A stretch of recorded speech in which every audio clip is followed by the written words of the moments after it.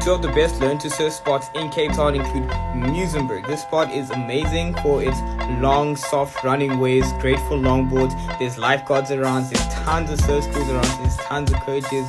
So this is a great spot for you lots of beginners around as well, just sharing the vibes, cheering each other on. Then you have Big Bay. Big Bay is a beach break, a little stronger than Muizenberg, but it's still very chilled. Lifeguards around, very safe atmosphere. And these are two great spots to get started learning how to surf. I surfed these waves quite a bit recently and it's been fun.